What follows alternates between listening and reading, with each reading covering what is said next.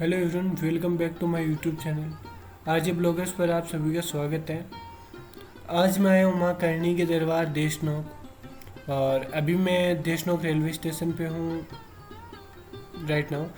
तो अभी मैं देशनोक रेलवे स्टेशन से जाऊँगा माँ करणी के मंदिर, जो कि पास में ही पड़ता है, यहाँ से ज़्यादा दूर नहीं, लास्ट 100 मीटर होगा। मंदिर भी देशनोक जो रेलवे स्टेशन है यहाँ से सामने दिखता है अपने को, तो मैं अभी आपको दिखा देता हूँ। ये सामने मंदिर है माँ करणी का, ज़्यादा दूर नहीं है, रेलवे स्टेशन से जस्ट 100 मीटर होगा। सो चलिए चलते हैं माँ करणी के दरबार।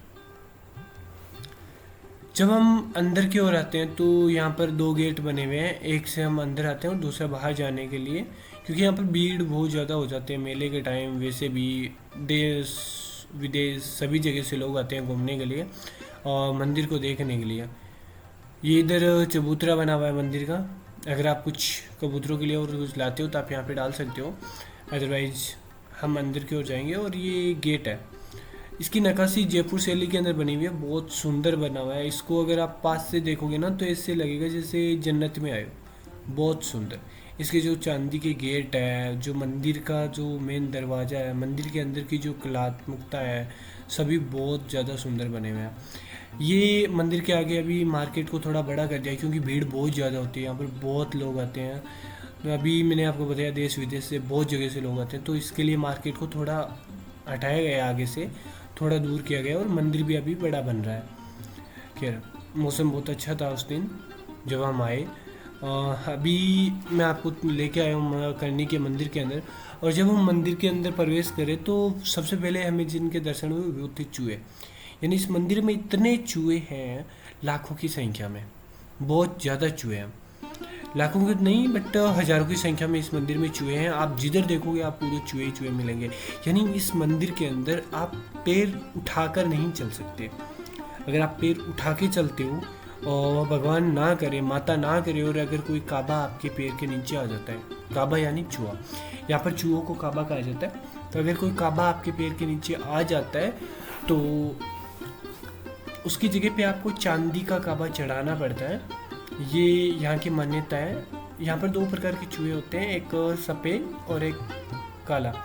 तो जब काला चूहा आपके पैर के नीचे आता है तो आपको चांदी का चूहा चढ़ाना होता है, और अगर वाइट चूहा जो है, सफ़ेद चूहा जो माता का स्वरूप है, अगर वो आपके पैर के नीचे आ जाता है गलती से, तो आपको सोने का चूहा उसके जितना बड़ा और उसके जितना वेट का चढ़ाना होता है। खैर, इसके लिए हम तो पैर घसीट के ही चल रहे थे, और मैं तो आप लोगों को भी यही सजेस्ट करूँगा कि जब आप मंदिर के अंदर आते हो तो पैर घसीट के ही चलें। अभी दोपहर का टाइम था तो ज़्यादा काबा बाहर नहीं थे, यानी ज़्यादा चूहे बाहर नहीं थे, बहुत कम थे। फिर भी बहुत वैसे देखने के अंदर हमको बहुत ज़्यादा दिख रहे थे। सामने आपको वार्निंग दिख जाएगी कि अगर आप मंदिर में आए हो तो आप पैर को घसीट के चलें, उठा के नहीं। पूर्णतया ध्यान रखें कि कोई काबा आपके पैर के नीचे ना आ जाए, इन सारी चीज़ों का ध्यान रखना होता है। अब इसके पीछे कहानी क्या है, इतने चूहे कहाँ से आए माँ के मंदिर में। और अभी इंटरेस्टिंग बात मैं एक चीज़ और बताता हूँ, आपने पीछे वीडियो में देखा होगा, आप आगे भी वीडियो में देखोगे, इस मंदिर में जितने काबा है सबकी हाइट एक समान है। यानी हाइट की बात करो या उनके साइज की बात करूँ, सबका एक समान है, ना कोई आपको बड़ा दिखेगा ना कोई छोटा, सबका साइज एक समान है। ये सबसे इंटरेस्टिंग बात है इस मंदिर की। यानी इतने चूहे होने के बाद एक भी चूहा आपको छोटा या बड़ा नहीं दिखेगा। दूसरी बात, आपको पूरे मंदिर में एक भी मादा नहीं दिखेगी, जितने दिखेंगे सारे नर चूहे दिखेंगे। अपने आप में हैरान कर देने वाली करते हैं ये बहुत बड़े रहस्य, जिन पे आज इस पे आज भारत के वैज्ञानिक नहीं, बाहर के वैज्ञानिक भी इस पे रिसर्च कर रहे हैं कि कैसे पॉसिबल है कि इतने सारे चूहे होने के बाद भी एक भी मादा नहीं है। सबका आकार है जो समान है। और इंक्लूड यहाँ पर जो प्रसाद चढ़ते हैं, और सबसे पहले चूहे जब उसका भोग लगाते हैं, यानी चूहे जब उसको खाते हैं, तो माता का प्रसाद माना जाता है। इसके पीछे कहानी क्या है ना, कि माँ करणी ब्रह्मचारी थी, और माँ करणी की बहन थी, उस बहन के 4 पुत्र थे। और जो सबसे छोटा बेटा जिसका नाम लक्ष्मण था, वो माँ करणी को बहुत ज़्यादा पसंद था। यानी माँ करनी उससे बहुत ज़्यादा प्यार करती थी। माँ करनी उसको अपना ही बच्चा मानती थी, अपना ही बेटा मानती थी, और माँ करनी उसको अपने पुत्र की तरह ही रखती थी। तो बीकानेर ज़िले के अंदर एक जगह है कोलायत, और वहाँ पर कपिल मुनि का झील बनी हुई है। कपिल मुनि की झील बनी हुई है। उस झील के अंदर साल में एक बार झील पे बहुत बड़ा मेला लगता है, और कहते हैं उसमें जो नहान करता है, यानी जो स्नान करता है, उसके जितने पाप होते हैं सारे उतर जाते हैं। वो मेला कार्तिक शुक्ल पक्ष की पूर्णिमा के दिन लगता है, और उसी दिन लक्ष्मण भी उस मेले में गया था नहान करने के लिए। उस नहान करते वक्त लक्ष्मण उसी झील के अंदर उनकी डूबकर मृत्यु हो गई। मृत्यु होने के बाद माँ करनी यमराज से उनको जब वापस लेके आ रही थी, तो माँ करनी को यमराज ने बोला कि आज के बाद तुम्हारे वंशज के लिए मेरे पास कोई जगह नहीं है। यानी अगर तुम इनको लेके जा रही हो तो तुम्हारे वंशज के लिए मेरे पास कोई जगह नहीं है। और इसी वजह से माँ करनी ने अपने जो वंशज थे उनको अपने ही पास रख लिया, यानी उनको काबा के रूप में अपने ही चरणों के अंदर रख लिया। कहा जाता है कि इसमें भी कर्म निर्धारित करते हैं कि आप किस काबा को कहाँ पर जगह मिलेगी।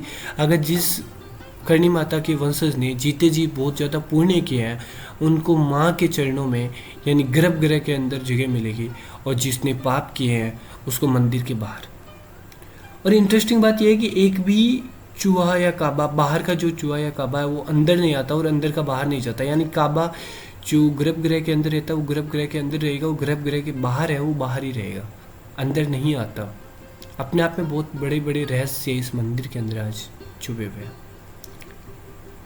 दूसरी बात, ये वो जगह है जहाँ पर माँ करनी बैठ के अपनी तपस्या करती थी, लीन रहती थी, और ये मंदिर का गर्भगृह भी है। चलिए, दूसरी चीज़, एक मंदिर का रहस्य ये भी है, एक फैक्ट ये भी है कि इतने सारे चूहे होने के बाद आज तक मंदिर को कोई नुकसान नहीं पहुंचा है। माँ करनी का अनुपम कृपा से आज तक मंदिर की किसी दीवार को कोई नुकसान नहीं पहुंचा है। यानी एक चीज़ सोचो कि इतने सारे चूहे होने के बाद भी मंदिर को कोई नुकसान नहीं पहुंचा है। मंदिर की दीवारों के अंदर इतने बिल मिलेंगे फिर भी कोई नुकसान नहीं पहुंचा है। खैर, मैं आपको बता दूं, मैंने यहाँ पर काबा को प्रसाद खिलाई थी, बट आप लोग मत खिलाना क्योंकि यहाँ पर मना होता है। और यहाँ पर आगे चलने पर मैं अभी आप लोगों को दिखाने वाला हूँ दुनिया का सबसे बड़ा चांदी का दिया, जो माँ करनी देशनों के मंदिर के अंदर स्थित है। आप लोग इसको देखिए, निहारिए इस दिए को, इसकी कलात्मकता कैसे बना हुआ है। खैर, मैं ज़्यादा पास नहीं गया तो उसके तो दूर से बता रहा हूँ। ये जो पीछे छतरी के जैसे बना हुआ था, यही वो दिया है। ये सारा करने के बाद मैं मंदिर के बाहर आया। मंदिर के बाहर अभी मैं आप लोगों को दिखाऊंगा ये जो मंदिर का परिसर में एरिया है ये, और यहाँ के सबसे बड़े कड़ाव, यानी कढ़ाई जहाँ पर जिसके अंदर चूहों के लिए भोजन बनता है या फिर प्रसादी बनती है नवरात्रा के टाइम, और जब माता के यहाँ पर 2 बार मेला लगता था। ये चूहों को दूध डाला गया। हे माँ करनी, ये देखिए माँ करनी ने दर्शन दिए हैं। शायद मुझे लगता है आप लोगों की किस्मत बहुत अच्छी थी जो माँ करनी ने आज आप लोगों के लिए मुझे भी दर्शन दिए। आप लोगों के साथ साथ आप लोग भी दर्शन कर लीजिए माँ करनी की। कहा जाता है कि जो इंसान माँ करनी के दर्शन करता है वो बहुत ज़्यादा लकी होता है, उसकी मनोकामना पूर्ण हो जाती है। तो माँ करनी ने दर्शन दिए हैं। ये सफ़ेद चूहा जो है ये लाखों चूहों में 1-2 ही दिखेगा, आपको नहीं दिखेगा। ये भी अगर आप लोगों को माँ करनी का अनुपम कृपा है, आशीर्वाद है तो दिखेगा, अदरवाइज़ नहीं दिखेगा। खैर, इसके बाद मैं आपको दिखाता हूँ कि मंदिर की दीवारों पर किस प्रकार से चूहे बैठे हैं। चलो, ये तो बैठे ही हैं, ये चीज़ें तो आपको दिख ही रही है, बट आप देखिए कि इतने चूहे होने के बाद यहाँ पर 1% भी स्मेल नहीं आती। पूरे मंदिर में चूहों की कोई स्मेल नहीं आती, कोई चूहा किसी चीज़ को नुकसान नहीं पहुँचाता। सब अपने अपने तौर पे सभ्य तरह से रहते हैं। अब मैं जो बता रहा हूँ सच है कि नहीं, ये आप इस चीज़ से अनुमान लगाइए। ये देखिए आप, ये एक साइड के अंदर मंदिर के पास में जो बड़े बने हुए बड़े कड़ाव है, और ये सामने जो है ये सारे चूहे हैं। देखिए आप किस प्रकार से बैठे हैं। हर जगह आपको चूहे दिखेंगे, हर जगह। इसलिए बोल रहा हूँ, जब भी आप करनी माता के मंदिर के अंदर आओ, आप पैर घसीट के चलना, पैर उठा के नहीं, क्योंकि आते तो हम माँ को मनाने के लिए, बट अगर ना करे भगवान, माता ना करे और अगर पैर के नीचे कुछ आ गया तो माँ करनी गुस्सा भी हो सकती है हमसे। वैसे माता किसी से गुस्सा नहीं होती। खैर आज के ब्लॉग में इतना ही। अगर आप लोगों ने मेरे चैनल को सब्सक्राइब नहीं किया तो प्लीज़ मेरे चैनल को सब्सक्राइब कर लीजिए, बेल आइकन को ऑन कर दीजिए। और नेक्स्ट वीडियो में मैं आपको बताऊंगा कि किस प्रकार से जो माँ करनी है उनकी दरबार तक हम पहुंच सकते हैं, कौन सा रास्ता है हमारे यहाँ तक पहुंचने के लिए, और